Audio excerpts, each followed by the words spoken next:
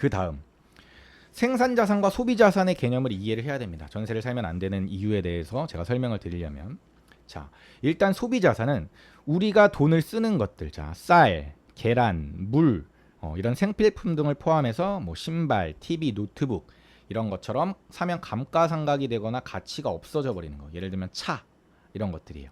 근데 생산자산은 주식이나 부동산 등 인플레이션이나 가치의 상승으로 인해서 산 가격보다 비싼 가격에 되팔 수 있는 자산을 생산자산이라고 얘기를 합니다. 근데 많은 분들이 생산자산보다는 소비자산에 집중을 해요. 특히 지금처럼 뭐 코로나 시대 때 뭐 물가도 많이 올랐지만 사람들이 돈을 많이 벌었잖아요. 주식이든 부동산이든 많이 돈을 좀 벌었을 거 아니에요. 그리고 여행을 못 가고 이러니까 사람들이 돈을 씁니다. 뭐에? 차를 바꿔요. 가전제품을 바꿔요. 멀쩡한 신발이 있는데 신발을 바꾸고 시계를 바꿉니다.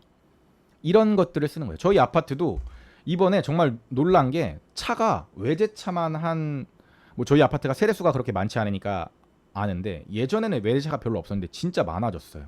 그런 걸 보면서 제가 너무 안타까움을 느낍니다. 이런 분들은 그냥 그러니까 부동산 가격이 올랐다라는 건 보통 1주택자들일 거 아니에요. 보통 투자를 안 하시는 분들은 그냥 사이버 머니가 올라갔을 뿐인데 내가 부자가 된 것 같은 착각을 하기 때문에 그 돈으로 할부로 차를 산다라는 겁니다.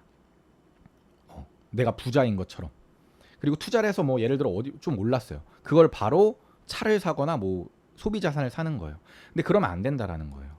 이 생산 자산이 자기가 알아서 굴러가지고 시스템을 만들어서 현금을 계속해서 갖다 주는 시스템을 만든 다음에 사는 건 괜찮지만 그게 아니라 내가 여행 안 갔으니까 이 돈 아꼈으니까 이 돈으로 차를 사야지 이렇게 생각하거나 아니면 내가 부동산 가격이 좀 올랐으니까 이걸로 차를 사야지.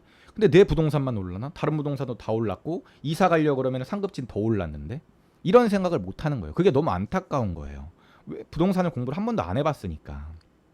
근데 저는 이 강의를 들으시는 분들은 그렇게 생각을 절대 안 하셨으면 좋겠고 소비 자산의 소비보다는 생산 자산의 소비를 늘려야 된다라고 생각을 합니다. 그래서 이 생산 자산이라는 건 이런 거죠. 주식이나 부동산 등 인플레이션이나 가치의 상승으로 인해서 산 가격보다 비싼 가격에 되팔 수 있는 자산이에요. 물론 모든 투자는 위험성이 있기 때문에 내가 사는 가격보다 떨어질 수 있죠. 그런데 내가 투자만 잘하면 올라갈 수 있는 자산. 뭐 예를 들면 금도 마찬가지고요. 주식, 부동산, 뭐 코인도 마찬가지예요. 코인도 생산 자산에 들어갈 수 있죠. 그런데 언제나 하락의 위험성은 있는 거죠. 그런데 부자들은 이런 써서 없어지는 돈보다는 생산 자산에 투자를 집중한다라는 겁니다. 그래서 제가 드리고 싶은 말은 소비 자산의 지출을 줄이고 생산 자산의 지출을 늘려야 된다라는 거예요. 이 생산 자산에는 이런 것도 포함이 되죠. 뭐 책, 강의 이런 것들. 내가 써가지고 이런 것도 없어지긴 하지만 내 머릿속에 들어와서 내 지식이 되고 경험이 되는 것들도 저는 생산자산이라고 생각을 하는 거예요. 그래서 만약에 여러분들이 부동산 투자를 하시려면 저는 마인드부터 세팅을 해야 된다고 말씀드렸고 그 중에 가장 중요한 것 중 하나가 이건 것 같아요. 이런 소비 습관을 갖고 계신다면 이거부터 고쳐야 된다. 제가 얼마 전에 졸부가 된 친구 이야기를 올렸는데 반응이 굉장히 좋아서 너무 감사드리고 좋은데 많은 분들이 공감을 해주셨어요. 그게 바로 소비 습관에 대한 얘기거든요. 그래서 부자가 어떤 마인드로 돈을 쓰는지, 그 다음에 졸부가 된 사람들, 부자의 마인드가 아닌 사람들이 어떤 생각으로 돈을 쓰는지가 굉장히 중요해요. 그래서 무조건 아껴라 그러면 막 진짜 이제 진절머리가 날 거예요. 알았어. 가계부 쓸게, 아낄게. 그런데 그 마인드가 장착되지 않으면 결국에 내가 돈을 벌더라도 그걸 잃기 때문에 장기간 내가 정말 꾸준한 돈을 벌고 싶고 부자가 되고 싶다면 이런 마인드 세팅부터 반드시 하셔야 된다라고 생각을 하는 겁니다. 그래서 우리가 지금 투자를 하려는 대상이 뭐죠? 아파트죠. 그 아파트를 내가 생산자산을 산다는 건 아파트를 매수하는 거지 전세를 사는 게 아니잖아요. 그러니까 이런 생산자산을 산다라는 개념에서도 당연히 아파트는 전세를 살면 안 되고 매수를 해야 된다. 아까도 말씀드렸지만 만약에 내가 살고 싶은 지역에 매수를 할 돈이 없다면 내가 살 수 있는 가격대에 있는 지역이 어딘지를 찾아봐야 되는 거죠. 그게 자연스러운 겁니다. 그런데 많은 사람들이 지방 어떻게 가지? 너무 먼데? 내가 지방 모르는데 그걸 투자할 수 있을까? 이렇게만 생각해요. 막연히 안 된다고만 생각해요. 그러니까 엄두가 안 나서 돈을 글로 못 보내는 거죠. 그런데 지방 투자해서 돈 버신 분들도 많다라는 거예요. 제가 대표적인 예고.